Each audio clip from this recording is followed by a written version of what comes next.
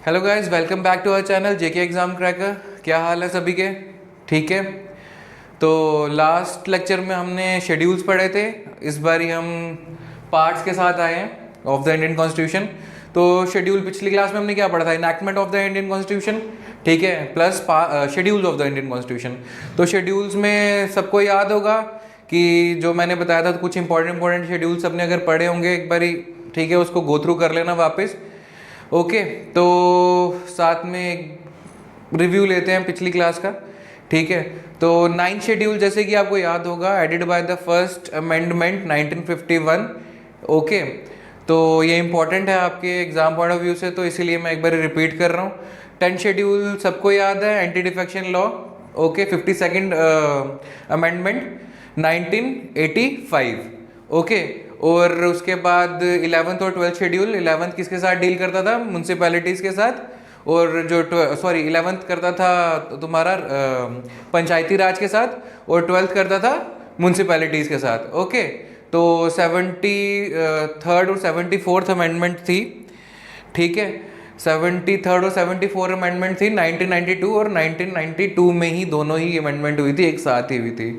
तो आज हम स्टार्ट करते हैं parts of the Indian constitution. Parts की बात करें तो वैसे तो 22 पार्ट्स हैं, मैंने पहले भी क्लास में बताया था, बट कहीं कहीं 25 भी लिखे होते हैं, but that all are amendments. Okay, तो पार्ट्स की बात करें तो वही वैसी बात है, एग्जाम पॉइंट ऑफ व्यू से जो चीज़ हमारे लिए रिलेटिव होगी, जो हमारे इंपॉर्टेंस रखेगी, ठीक है, हम उसी को ज़्यादा फोकस करेंगे, ठीक है।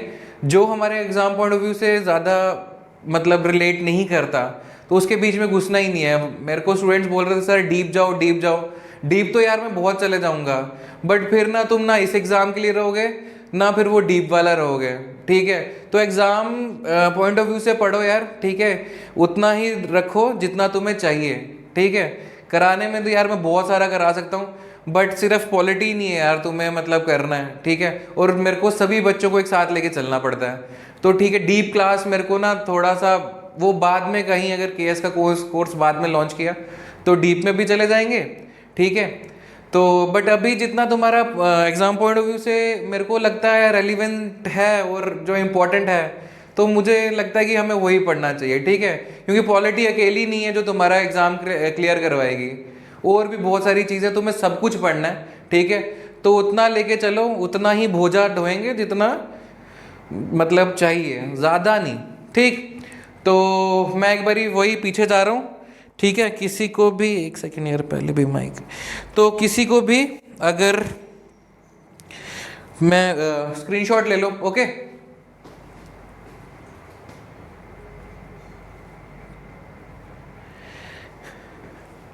ठीक है, स्क्रीनशॉट हो गया। ओके, तो आज स्टार्ट करते हैं parts of the Indian constitution. Parts हमें अलग अलग पार्ट्स बताते हैं कि उसके बीच में कौन से आर्टिकल्स हैं, ठीक है, और वो पार्ट किसके साथ डील करता है। मेनली जो हमें याद रखना है ना पार्ट्स में, वो याद रखना है हमें, कुछ 6-8 पार्ट्स ही हैं इंडियन कॉन्स्टिट्यूशन के जो हमें इंपॉर्टेंट हैं, जो हमारे लिए इंपॉर्टेंट हैं, जो हमें याद रखने हैं, ठीक है। तो एक बार स्टार्ट करते हैं पार्ट्स ऑफ इंडियन कॉन्स्टिट्यूशन, और मैं तुम्हें साथ साथ में मार्क करवा दूंगा, ठीक है। ये पूरा का पूरा अपने नोट साथ साथ में तैयार करते रहना। ओके, तो फिर स्टार्ट करते हैं पहले parts of the Indian constitution में, part 1 of the Indian constitution. Okay, part 1 of the Indian constitution deals with territory of India and territory of India, formation, alteration, names of the state, ठीक है। Question कभी कभार आ सकता है कि यार part 1 किसके साथ डील करता है। नॉर्मली बहुत रेयर चांस है कि अगर इस पे क्वेश्चन आए। ओके, पार्ट सेकंड, हाँ, पार्ट सेकंड ये क्वेश्चन काफी बार आया, ठीक है। क्वेश्चन पूछा जाता है कि सिटीजनशिप, ठीक है, सिटीजनशिप कौन से पार्ट के साथ डील करती है। ओके, तो आफ्टर दिस लेक्चर तुम्हें पता है, आप सबको पता है कि सिटीजनशिप पार्ट सेकंड में आएगी। मेनली यही क्वेश्चन आएंगे, अगर तुम्हारे एग्जाम के ऊपर मैं बोलूँ, एग्जाम में तुम्हारे यही क्वेश्चन आएंगे कि तुम्हें आर्टिकल दे दिया जाएगा या तुम्हें नॉर्मल सीधा पूछा जाएगा कि कौन सी चीज़ किस पार्ट में फॉल करती है। ओके, इससे ऊपर नहीं पूछता वो। जो ये वन डे एग्जाम्स होते हैं तुम्हारे एसएससी के, जेकेएसएसबी के, ठीक है, तुम्हें ज़्यादा चीज़ों के अंदर घुसने की ज़रूरत नहीं है। ओके, ये भी इंपॉर्टेंट है। पार्ट थर्ड क्वेश्चन आता है फंडामेंटल राइट्स किस में फॉल करते हैं, कौन से पार्ट्स में फॉल करते हैं। तो अब से तुम्हें कोई भी पूछे कि हाँ जी फंडामेंटल राइट्स कौन से पार्ट में फॉल करते हैं, तो तुम किस पे टिक मारोगे, पार्ट 3 के ऊपर, और तुम्हारे नंबर हो जाएंगे पक्के। ओके, उसके बाद हाँ DPSPs, directive principles of state policy, जब मैं अलग से पढ़ाऊंगा, ठीक है। जिसको नहीं पता डीपीएसपी क्या होते हैं, डीपीएसपी की फुल फॉर्म है directive principle of state policy. ये मैं अलग से एक छोटा से लेक्चर में कंप्लीट करूंगा, डीपीएसपी होता क्या है, ठीक है, उसके इंपॉर्टेंट पॉइंट क्या क्या हैं। बट अगर कभी ये भी क्वेश्चन आता है कि डीपीएसपी कौन से पार्ट में आते हैं, तो जिनके ऊपर मैं टिक मार रहा हूं वो बहुत इंपॉर्टेंट है, वो नोट डाउन पेन डाउन जरूर करना। ओके, तो डीपीएसपी किस पार्ट में आता है, किस पार्ट के साथ डील करता है, part 4th of the Indian constitution, ठीक है, part 4th of the Indian constitution. Okay, और इसके साथ में काफी इंपॉर्टेंट है फंडामेंटल ड्यूटीज। फंडामेंटल ड्यूटीज ये भी बहुत बार क्वेश्चन एग्जाम में पूछा जाता है कि फंडामेंटल ड्यूटीज किस पार्ट में फॉल करती हैं। तो ये भी पार्ट, ये पार्ट 4th ही है, but this part is part 4th A of the Indian constitution और added by 42nd amendment. Okay, 42nd amendment से इसको ऐड किया गया था, और 42nd अमेंडमेंट को हम अपना मिनी कॉन्स्टिट्यूशन भी बोलते हैं। 1976 में हुई थी, ठीक है। 42nd अमेंडमेंट एक अलग से भी मैं पढ़ा दूंगा 42nd अमेंडमेंट क्या थी, बट इसको हम मिनी कॉन्स्टिट्यूशन भी बोलते हैं। काफी बार ये भी क्वेश्चन आता है कि मिनी कॉन्स्टिट्यूशन, हमारे यहाँ संविधान में मिनी कॉन्स्टिट्यूशन कौन सी अमेंडमेंट को बोला गया है।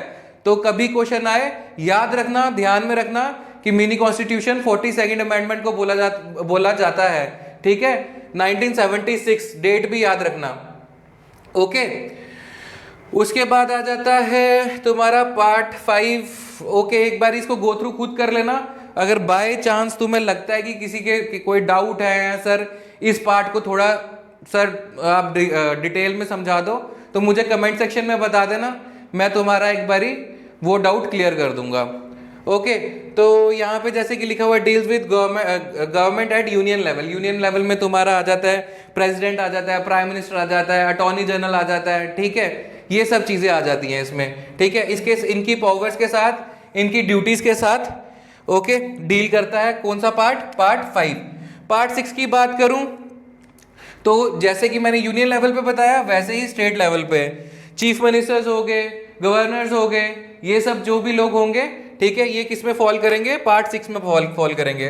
पार्ट 7 की बात करूं तो ये डील्स विद स्टेट।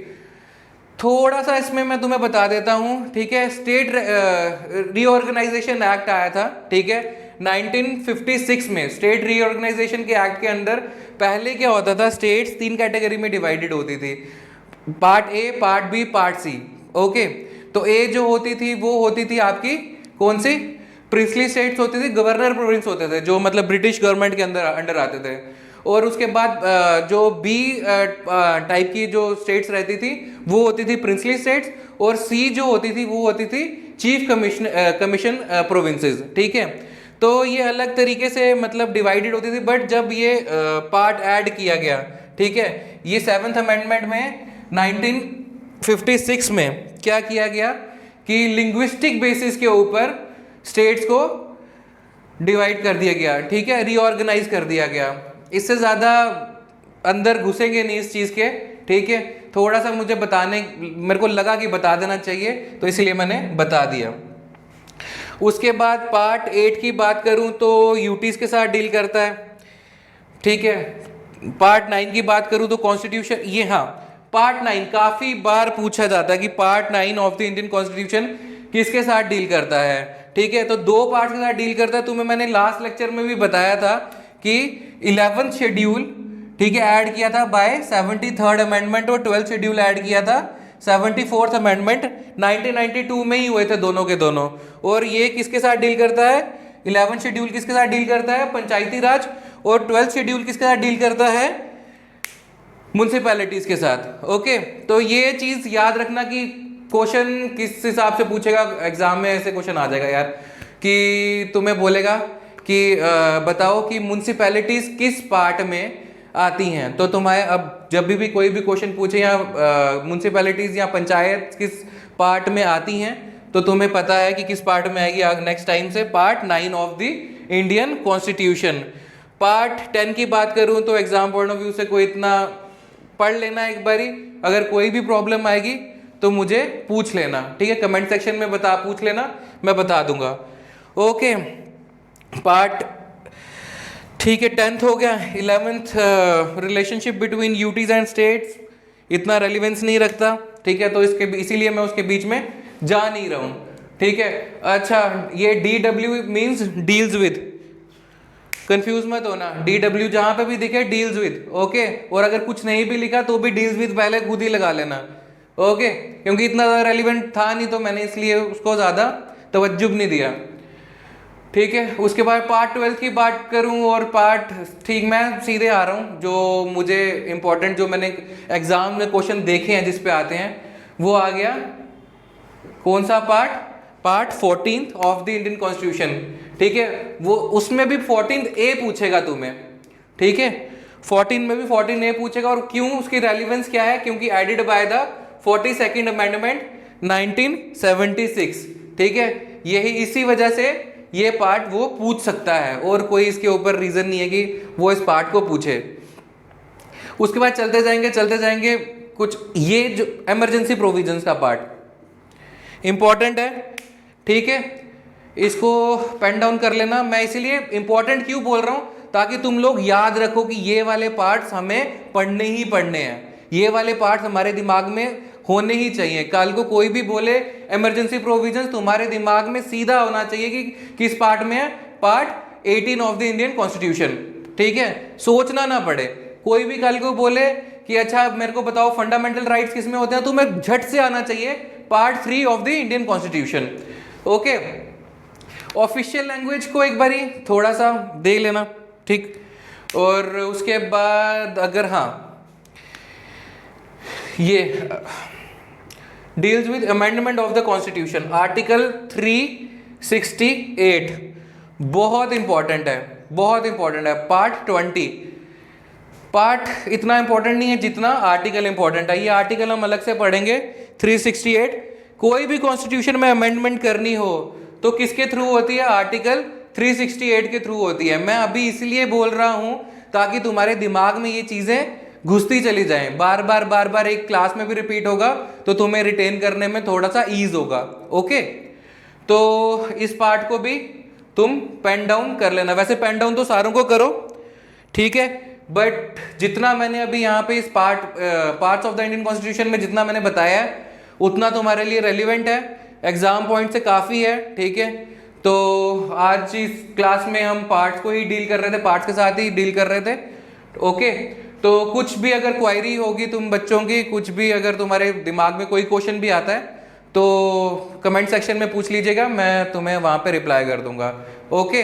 और डीप जाने की ज़रूरत नहीं है, जिस एग्ज़ाम के लिए तुम प्रिपेयर कर रहे हो मुझे ऐसा लगता है उसके लिए इतना काफ़ी है, ठीक है। तो डीप मत जाओ, चीज़ों के अंदर मत घुसो। मैं पहले भी क्लास में बोल चुका हूँ कि हम यहाँ पे कॉम्पिटिटिव के लिए प्रिपेयर कर रहे हैं, हम PhD करने नहीं आए, हम कोई डिग्री करने नहीं आए हैं यहाँ पे, ठीक है। तो thank you so much. Video अच्छी लगेगी तो लाइक करना, बताना कि सर क्या इसमें अच्छा था क्या बुरा था, ठीक है। तो फिर मिलते हैं नेक्स्ट वीडियो में, okay bye, take care, thank you.